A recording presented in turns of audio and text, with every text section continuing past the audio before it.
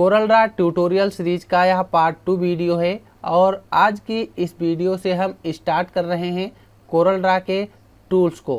Corel Draw के tools को हम एक एक करके और उससे रिलेटेड जो ऑप्शन हमारे प्रॉपर्टी बार में शो होते हैं उन सभी को हम एक एक करके कंप्लीट करेंगे। इसके पहले कोरल ड्रा के पार्ट 1 वीडियो में हमने देखा था कोरल ड्रा का इंट्रोडक्शन और कोरल ड्रा का यूजर इंटरफेस देखा था कि इसका काम कहाँ कहाँ पे किया जाता है और इसका उपयोग क्या है।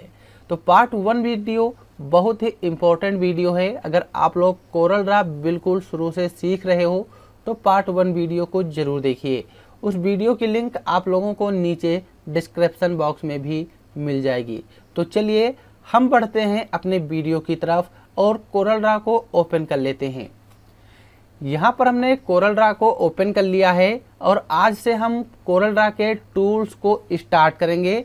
तो सबसे पहला जो हमारा टूल आता है, सबसे पहला हमारा टूल है पिक टूल। हम सबसे पहले टूल को पिक टूल के नाम से जानते हैं। अभी जो पिक टूल यहाँ पे सबसे पहला दिया हुआ है, इस पर एक छोटा सा ट्रायंगल ब्लैक सा सिंबल है। अगर हम इस पर क्लिक करते हैं तो इस ट्रायंगल पे जब क्लिक करेंगे तो इससे रिलेटेड हमारे 3 ऑप्शन आते हैं। इसी में हमारा पिक टूल है, फ्री हैंड पिक टूल है और फ्री ट्रांसफॉर्म पिक टूल है। तो हम बात करें पिक टूल की। पिक टूल क्या होता है? जो पिक टूल एक सिलेक्शन टूल होता है। अगर हमें किसी भी ऑब्जेक्ट को सेलेक्ट करना है और उसको एक स्थान से दूसरे स्थान पे मूव कराना है तो हम पिक टूल का ही यूज करते हैं। अभी हमने पिक टूल पे क्लिक किया। जब हम पिक टूल पे क्लिक करते हैं तो यहाँ पे जो पेज है, इस पेज से ही रिलेटेड अभी ये पिक टूल है, क्योंकि पिक टूल सिलेक्शन टूल होता है। और हम पिक टूल पे क्लिक किया तो यहाँ पे जो ऑब्जेक्ट यानी कि जो पेज है, इसी से रिलेटेड हमारे प्रॉपर्टी बार में ऑप्शन आ रहे हैं। लेकिन जब हम यहाँ पे रेक्टेंगल टूल लेंगे और इस तरीके से ड्रैग कर देंगे और हम पिक टूल पे क्लिक करेंगे तो रेक्टेंगल टूल से रिलेटेड हमारे प्रॉपर्टी बार में ऑप्शन आते हैं। तो सबसे पहले हम ऊपर जो प्रॉपर्टी बार में ऑप्शन आते हैं इनको समझ लेते हैं। जैसे कि हमने बाहर क्लिक किया और यहाँ से पिक टूल ले लिया तो आप लोग देख पा रहे होंगे सबसे पहले यहाँ पे दिया है लेटर। लेटर क्या होता है? हम इस रेक्टेंगल टूल को यहाँ से थोड़ी देर के लिए डिलीट कर देते हैं। इस पर क्लिक किया और डिलीट कर दिया। यहाँ पे जो आप लोगों को एक पेज दिखाई दे रहा है कुछ इस तरीके से, ये हमारा पेज है। और यहाँ पे जो लेटर है ये पेपर का साइज होता है। जो भी डॉक्यूमेंट या कोई पेपर हम यहाँ पे इंसर्ट करेंगे उसके भी अलग अलग प्रकार के साइज होते हैं। जब हम यहाँ पे क्लिक करते हैं, अगर हमको A4 साइज का पेपर चाहिए तो A4 पे क्लिक करेंगे, हमारा पेपर A4 साइज का हो जाएगा। तो यहाँ से हम अपने पेपर का साइज बदल सकते हैं, जो भी साइज रखना हो। लेकिन हम लेटर पे क्लिक करेंगे, हमारा पेपर लेटर में हो जाएगा। यहाँ पे फिर सेकंड नंबर पे ऑप्शन दिया है पेज डायमेंशन का। पेज डायमेंशन का काम ये होता है कि हम कस्टम रूप से अपने पेज का साइज निर्धारित कर सकते हैं। जो पेज यहाँ पे नहीं है तो हम कस्टम डायमेंशन के अनुसार अपने पेज का साइज बदल सकते हैं। अभी यहाँ पे 8.5 और 11.0 पेज का साइज है। लेकिन हम यहाँ पे क्लिक करेंगे, यहाँ पे हम 9 करेंगे और यहाँ पे हम 12 करके इंटर कर देंगे तो आप लोग अभी देख पा रहे होंगे जो पेज है, पेज का साइज हम अपने अनुसार भी रख सकते हैं। तो इसको हम पेज डायमेंशन के नाम से बोलते हैं। इसमें लिख के भी आता है specify the width and height of the page. हम अपने अनुसार भी पेज की हाइट और विड्थ को रख सकते हैं। सबसे ऊपर जो 9.0 दिया है ये पेज की हाइट है और यहाँ पे 12.2 सबसे पहले जो 9.0 दिया है ये पेज की विड्थ होती है और 12.0 दिया है ये पेज की हाइट होती है। तो इस तरीके से भी हम अपने पेज का साइज एडजस्ट कर सकते हैं। अभी यहाँ पे कस्टम लिख के आ रहा है क्योंकि हमने अपने आप ड्रैग किया है। लेकिन जब हम इस पर क्लिक करेंगे, लेटर पे क्लिक करेंगे, पेज का साइज भी बदल जाएगा और यहाँ पे लेटर भी आ जाएगा। तो उम्मीद है आप लोगों को लेटर और पेज डायमेंशन ऑप्शन समझ में आ गए होंगे। फिर यहाँ पे 2 ऑप्शन आते हैं। एक ऑप्शन हमारा पोर्ट्रेट का है और एक ऑप्शन हमारा लैंडस्केप का है। तो पोर्ट्रेट अगर हम अपने पेज को खड़ा रखना चाहते हैं तो पोर्ट्रेट का यूज करते हैं, लेकिन अगर हम अपने पेज को बेड़ा रखना चाहते हैं तो यहाँ पे लैंडस्केप का ऑप्शन दिया है, लैंडस्केप पे क्लिक कर देंगे, हमारा पेज कुछ बेड़ा इस तरीके से हो जाएगा। पोर्ट्रेट पे क्लिक करेंगे तो हमारा पेज खड़ा कुछ इस तरीके से हो जाएगा। तो यहाँ से हम लैंडस्केप यानी कि बेड़ा और पोर्ट्रेट यानी कि खड़ा अपने पेज को रख सकते हैं। फिर इसके बाद हमारे नेक्स्ट दो ऑप्शन है, ऑल पेजेस का और करंट पेजेस का। इन दो ऑप्शन का काम क्या होता है, जब हम कोरल ड्रा में काम करते हैं तो यहाँ पे एक पेज है, अगर हम दूसरा पेज इंसर्ट करना चाहें तो नीचे आप लोग स्टेटस बार में देख पा रहे होंगे, यहाँ पे एक प्लस का सिंबल बना हुआ है, इस पर क्लिक कर देंगे, ऑटोमेटिक दूसरा पेज आ जाएगा। पेज इंसर्ट करने की शॉर्टकट भी होती है, कीबोर्ड से हमें पेज डाउन बटन प्रेस करना है और यहाँ पे ओके कर देंगे, ऑटोमेटिक तीसरा पेज आ जाएगा। या फिर हम यहाँ पे क्लिक करेंगे, यहाँ से भी पेज को इंसर्ट कर सकते हैं। अभी आप लोग देख पा रहे होंगे हम पेज 1 पे हैं फिर भी वही चीज़ है, पेज 2 पे है फिर भी वही चीज़ है और पेज 3 पे फिर भी वही चीज़ है। ऐसा इसलिए है क्योंकि जो भी हम फर्स्ट वाले पेज पे परिवर्तन कर रहे हैं वो हर पेज पे वही परिवर्तन होगा। अभी यहाँ पे लैंडस्केप पे क्लिक किया, ये पेज हमारा बेड़ा हो जाएगा और यहाँ पे लिखा है ऑल पेजेस पे टिक है। तो ऑल पेजेस का मतलब होता है हम अगर पहले पेज पे जो भी बदलाव करेंगे वो सभी पेज पे यहाँ से बदलाव होगा। एग्जाम्पल के लिए हम हर पेज पे कोई सिंबल ड्रा कर रहे हैं, अभी फर्स्ट वाले पेज पे हमने रेक्टेंगल ड्रा किया, फिर सेकंड पेज पे आते हैं और यहाँ से हम सर्कल ड्रा कर लेते हैं। यहाँ पे हमने पहले पेज पे रेक्टेंगल ड्रा किया है, सेकंड वाले पेज पे हमने सर्कल ड्रा किया है और तीसरे वाले पेज पे हमने कुछ इस तरीके की एक आकृति ड्रा कर ली।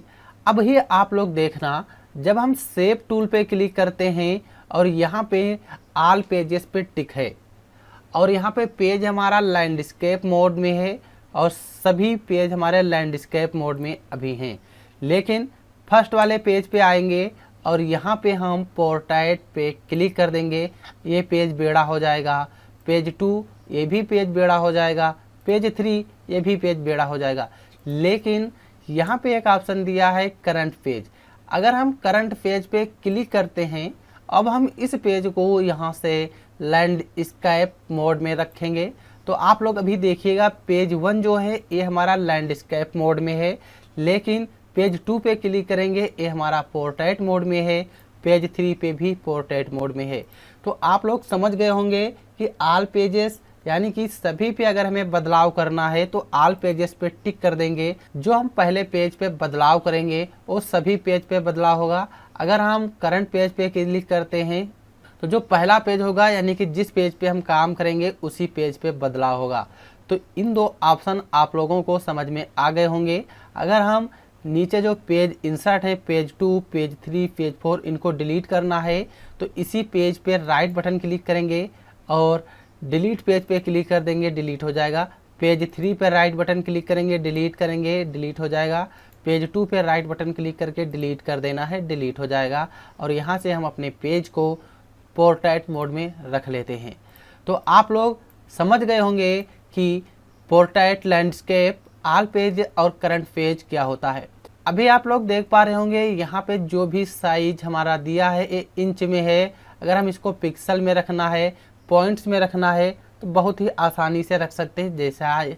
जैसे हमने यहाँ पे पिक्सल पे टिक कर दिया तो यहाँ पे जो साइज है पिक्सल में हो जाएगा। अगर हम फिट पे क्लिक करेंगे तो फिट में आ जाएगा। तो जिस तरीके से यहाँ पे हम अपने पेज का साइज दिखाना चाहते हैं उस तरीके से दिखा सकते हैं। इसमें बहुत सारे यूनिट हैं, inch, millimetre, pica, point, pixel, feet, miles, बहुत ही हमारे ऑप्शन दिए हैं। फिर यहाँ पे नेक्स्ट ऑप्शन दिया है, इसको हम बोलते हैं नज डिस्टेंशन। नज डिस्टेंशन का मतलब क्या होता है, जैसे कि यहाँ पे हमने सेव टूल लिया और एक रेक्टेंगल ड्रा है, इस पर क्लिक किया। अगर हम इस रेक्टेंगल को राइट साइड की तरफ स्क्रॉल करना चाहते हैं और कीबोर्ड में जो 4 एरो होती है टॉप, बॉटम, लेफ्ट, राइट, इनकी सहायता से तो यहाँ पे जो नज डिस्टेंशन में 0.01 इंच सेट है तो ये शेप 0.0 इंच की 0.0 इंच ही राइट साइड में बढ़ता जाएगा। अभी आप लोग देखना, हम कीबोर्ड से राइट बटन प्रेस कर रहे हैं, ये शेप बढ़ रहा है लेकिन 0.01 इंच बढ़ रहा है। लेकिन हम चाहते हैं जब इस शेप को हम राइट साइड की तरफ ड्रा करें तो ये कुछ अधिक बढ़ना चाहिए। तो यहाँ पे हम आके और इसमें 1 इंच कर देंगे। अब हम पेज को जब राइट साइड लेफ्ट साइड किसी भी तरफ अगर हम स्क्रॉल करेंगे एरो की सहायता से तो ये 1 इंच ही बढ़ेगा। अभी आप लोग देखना, यहाँ पे हमने राइट बटन प्रेस की 1 इंच बढ़ा, फिर राइट प्रेस की 1 इंच बढ़ा, फिर राइट प्रेस की 1 इंच बढ़ा। अगर हम इसकी एक डुप्लीकेट निकाल लेते हैं, अब हम इसको जब बढ़ाएंगे तो 1 इंच ही ये बढ़ेगा। तो उम्मीद है आप लोग यहाँ पे नज डिस्टेंशन वाला ऑप्शन समझ गए होंगे। इसको हम 0.1 ही रख लेते हैं कुछ इस तरीके से। फिर इसके बाद हमारा नेक्स्ट ऑप्शन दिया है डुप्लीकेट डिस्टेंस। डुप्लीकेट डिस्टेंस क्या होता है, इसको सेलेक्ट किया, डिलीट किया और यहाँ से रेक्टेंगल में आके एक छोटा सा रेक्टेंगल यहाँ पे हम ड्रा कर लेते हैं। तो अभी आप लोग देखना, हम यहाँ से लेंगे शेप टूल। शेप टूल लिया और इस रेक्टेंगल की एक कुछ सीक्वेंस में हमने इस तरीके से एक डुप्लीकेट निकाल ली।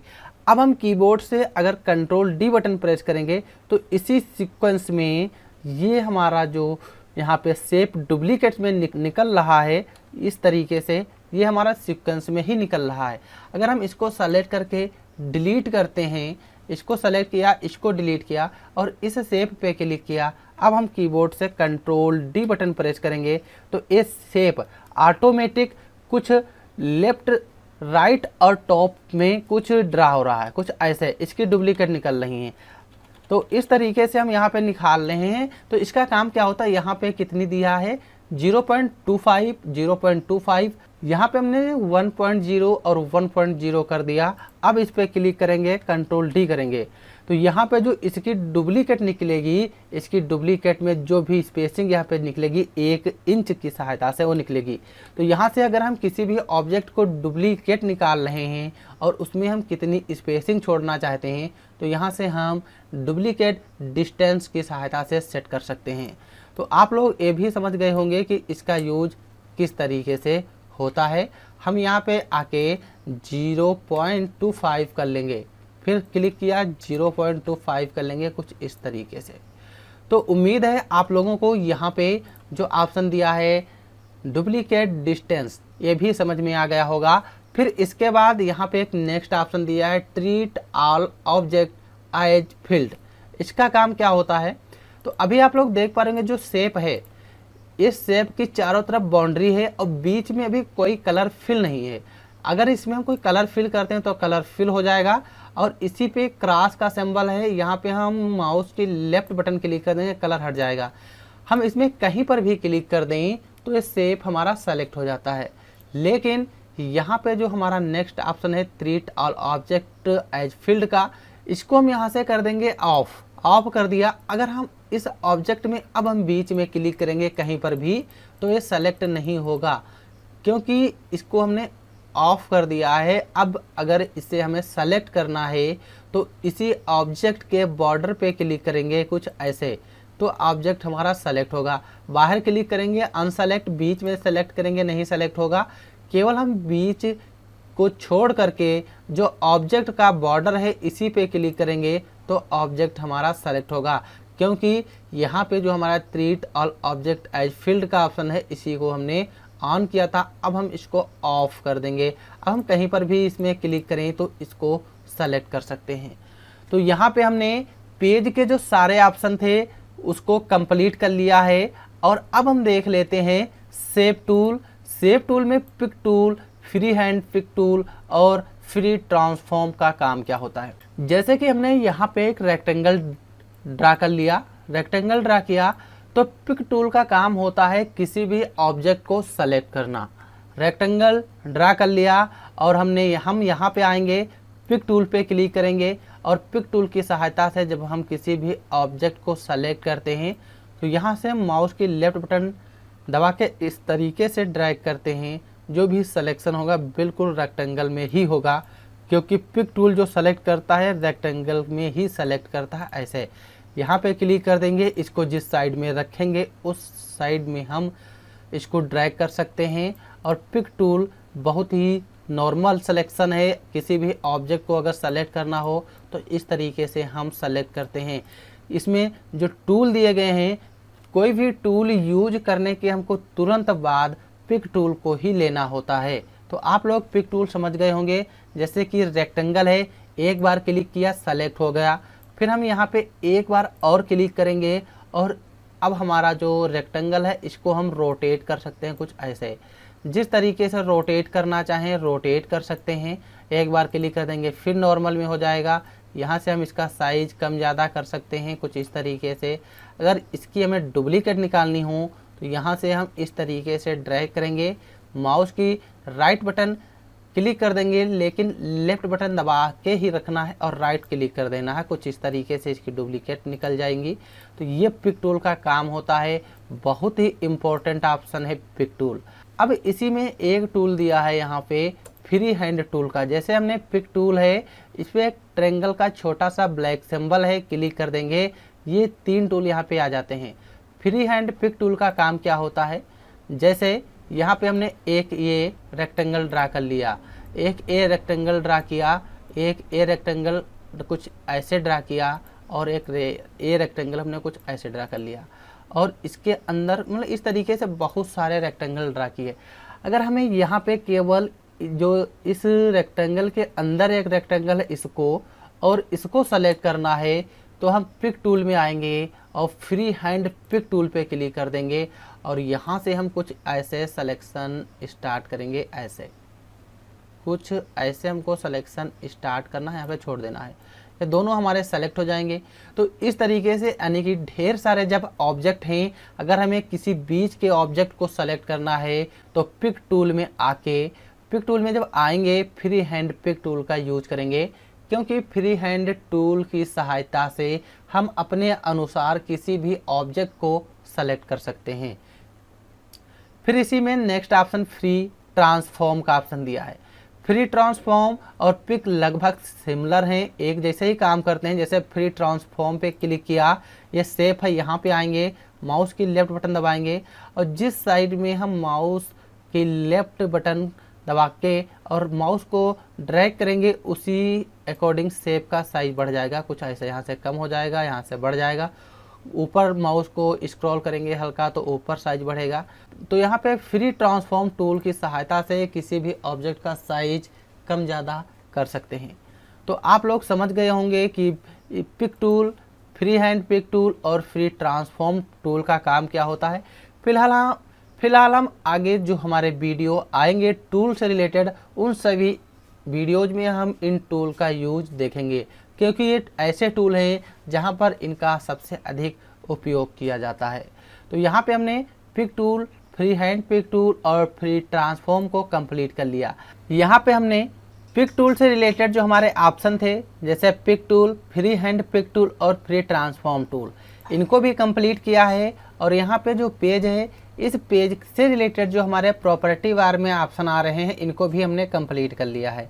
जैसे यहाँ पे हम जब कोई रेक्टेंगल ड्रा करते हैं, अब जो प्रॉपर्टी बार में हमारे ऑप्शन आ रहे हैं ये इस रेक्टेंगल से हैं।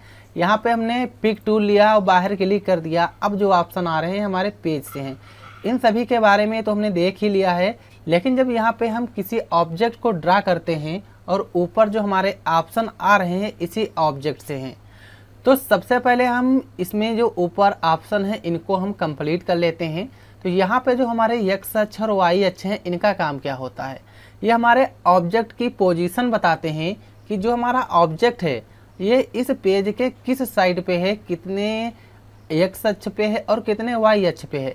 अभी आप लोग देखना यहाँ पे एक्स अक्ष और वाई अक्ष में जब हम अपने इस ऑब्जेक्ट को जिस भी साइड में लेके जाएंगे तो यहाँ पे उसमें परिवर्तन हो रहा है, क्योंकि यहाँ से हमको पता चलता है पेज के किस पोजीशन पे हमारा कोई भी ऑब्जेक्ट है। तो आप लोग ये भी समझ गए होंगे एक्स अक्ष और वाई अक्ष, एक्स अक्ष और वाई अक्ष ये हमें पोजीशन बताते हैं जो भी ऑब्जेक्ट हमने ड्रा किया है ये पेज के किस साइड में है।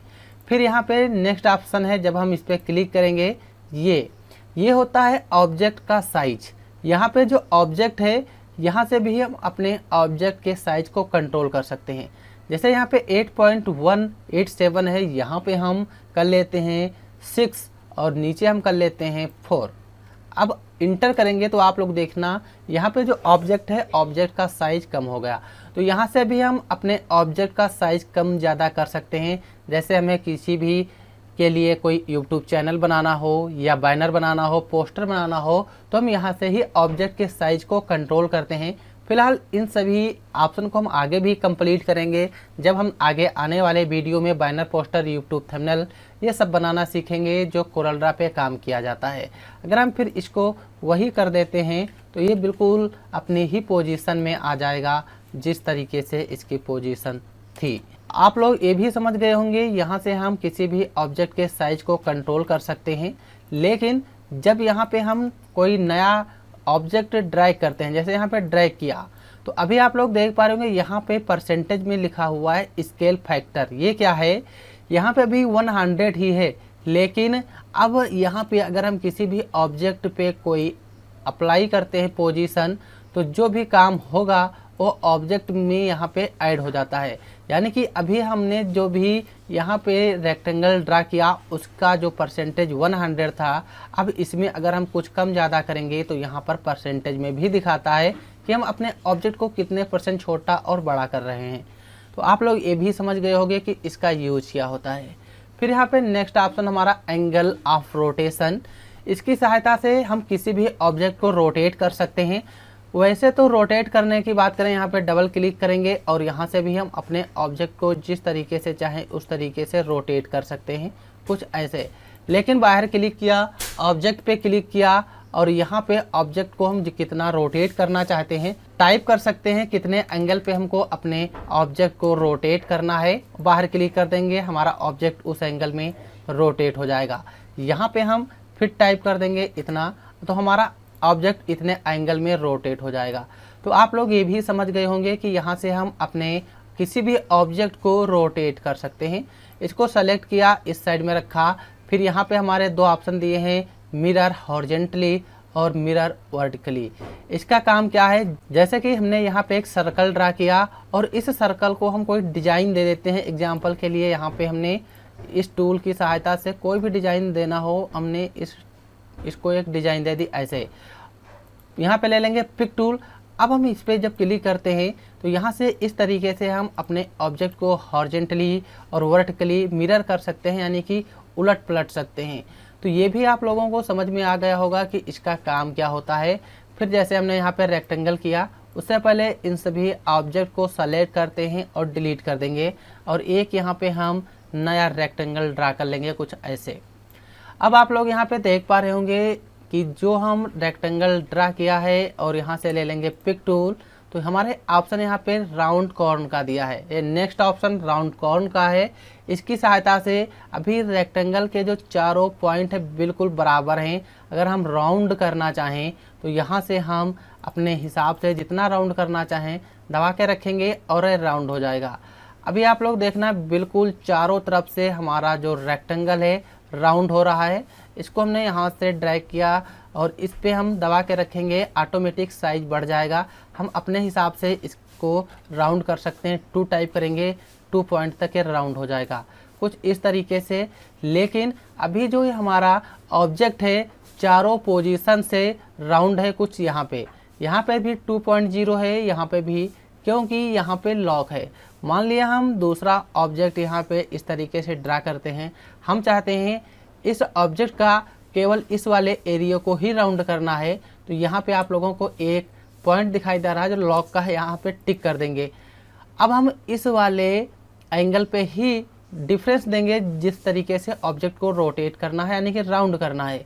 यहाँ पे ये हमारा लेफ्ट के लिए होता है, ये हमारा राइट एंड टॉप के लिए होता है, ये हमारा लेफ्ट बॉटम और ये लेफ्ट राइट के लिए होता है। यहाँ पे हम अगर 2 करेंगे, बाहर क्लिक कर देंगे तो केवल यही एरिया हमारा राउंड होगा। यहाँ पे हम 2 कर देंगे, बाहर क्लिक करेंगे तो हमारा केवल यही एरिया राउंड होगा।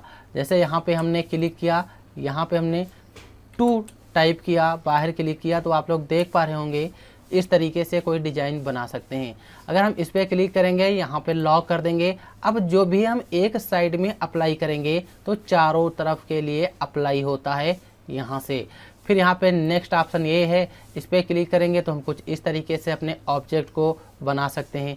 इस पर क्लिक करेंगे तो हम अपने ऑब्जेक्ट को कुछ इस तरीके से बना सकते हैं।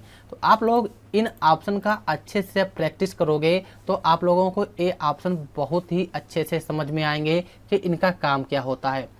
फिर यहाँ पे नेक्स्ट ऑप्शन जो हमारा है रिलेटिव कॉर्नर स्केलिंग का, इसका काम क्या है, यहाँ से हम अपने ऑब्जेक्ट को सेलेक्ट करके डिलीट करते हैं। एक नया ऑब्जेक्ट यहाँ पे हम ड्रैग कर लेंगे। अभी इसलिए ऐसा ड्रैग हो रहा है क्योंकि यहाँ पे 2 है, तो इसको डिलीट करेंगे और यहाँ पे आएंगे और 0 कर देंगे। अब हम बाहर क्लिक करके एक नया ऑब्जेक्ट लेंगे और यहाँ से पिक टूल ले लेंगे इस तरीके से। अब हम यहाँ पे जैसे 2 रखा, बाहर क्लिक किया तो आप लोग देख पा रहे होंगे यहाँ पे कुछ इस तरीके का एक रेक्टेंगल डिजाइन हो गया है। इसकी हम एक डुप्लीकेट निकाल लेते हैं और बाहर क्लिक कर देंगे। यहाँ पे जो हमारा नेक्स्ट ऑप्शन है इसको बोलते हैं रिलेटिव कॉर्नर स्केलिंग का। यहाँ पे अभी इसको देखना, ये ऑफ है। यहाँ पे रिलेटिव कॉर्नर स्केलिंग हमारा ऑफ है। अब हम इस रेक्टेंगल को अगर यहाँ से छोटा करते हैं तो बिल्कुल ये ऐसा ही छोटा होगा, चारों कॉर्न इसके बराबर होंगे। लेकिन इस पर क्लिक किया, यहाँ से इसको ऑन कर दिया। अगर हम इसको अब यहाँ से छोटा करते हैं तो आप लोग देखिएगा इसके जो भी कॉर्नर थे बिल्कुल इसी में मिक्स हो जाएंगे। कुछ इस तरीके से भी हम ऑब्जेक्ट की डिजाइनिंग कर सकते हैं यहाँ से। तो आप लोगों को ये भी ऑप्शन समझ में आ गया होगा कि इसका काम क्या होता है। फिर रेक्टेंगल को सेलेक्ट किया, यहाँ से रेक्टेंगल की आउटलाइन कितनी मोटी रखनी है, कितनी पतली रखनी है, तो ये चीज़ें हम यहाँ से एडजस्ट कर सकते हैं। फिर इस पर कलर अप्लाई कर देंगे। कलर अप्लाई करने के लिए जिस भी ऑब्जेक्ट में कलर अप्लाई करना हो उस ऑब्जेक्ट को सेलेक्ट करेंगे। यहाँ पे कलर प्लेट की एक ऑप्शन दिया है, जिस भी कलर को अप्लाई करेंगे वो कलर पर लेफ्ट बटन क्लिक करेंगे वो कलर आ जाएगा। इसमें रेड कलर पे क्लिक करेंगे, रेड कलर आ जाएगा। अब यहाँ पे देखना, नीचे जो ग्रीन वाला रेक्टेंगल है नीचे है और ऊपर है रेड वाला है। अगर हम इसको नीचे ले जाना चाहें तो यहाँ पे एक ऑप्शन दिया है 2 बैक का, क्लिक कर देंगे नीचे आ जाएगा। इस पर क्लिक करेंगे, इसको 2 बैक कर देंगे, नीचे आ जाएगा। फिर ऊपर लाना हो तो इस पर क्लिक कर देंगे, फिर ऊपर आ जाएगा। यहाँ से हम किसी भी ऑब्जेक्ट को ऊपर नीचे ले जा सकते हैं। फिर इसके बाद एक ऑप्शन दिया है कन्वर्ट टू कर्व का, बहुत ही इम्पोर्टेंट ऑप्शन है। तो कन्वर्ट टू कर्व जो ऑप्शन होता है ये हमारा शेप टूल से रिलेटेड ऑप्शन है। जब हम आगे पार्ट 3 वीडियो में शेप टूल को कंप्लीट करेंगे तो कन्वर्ट टू कर्व ऑप्शन को कंप्लीट करेंगे, क्योंकि ये ऑप्शन शेप टूल से ही रिलेटेड है। ऐसा समझो शेप टूल के बिना कन्वर्ट टू कर्व बिल्कुल अधूरा ऑप्शन है। तो हम आगे आने वाले वीडियो में शेप टूल के साथ साथ कन्वर्ट टू कर्व को कंप्लीट कर लेंगे। तो आज की इस वीडियो में हमने पिक टूल के सभी ऑप्शन को कंप्लीट किया और ऊपर जो पेज से रिलेटेड हमारे ऑप्शन आते हैं इनको कंप्लीट किया। और जब हम कोई रेक्टेंगल, कोई ऑब्जेक्ट यहाँ पे ड्रा करते हैं तो जो हमारे ऑप्शन हैं उनको भी हमने यहाँ पे कंप्लीट कर लिया है। तो अगर आप लोगों को हमारा यह वीडियो पसंद आया हो तो वीडियो को लाइक करना, और साथ में अगर आप कोरल ड्रा या फिर एडीसीए बेसिक कोर्स बिल्कुल हमारे चैनल के माध्यम से सीख रहे हो तो सीख सकते हो। जब हम एडीसीए का पूरा कोर्स कंप्लीट कर लेंगे तो आप लोगों को इसका सर्टिफिकेट प्रोवाइड कराएंगे, और इसका सर्टिफिकेट पाने की जो भी प्रोसेस रहेगी तो हम आप लोगों को बताएंगे। तो वीडियो देखने के लिए आप लोगों का बहुत बहुत धन्यवाद। हम मिलते हैं अगले वीडियो में। Thanks for this watching video.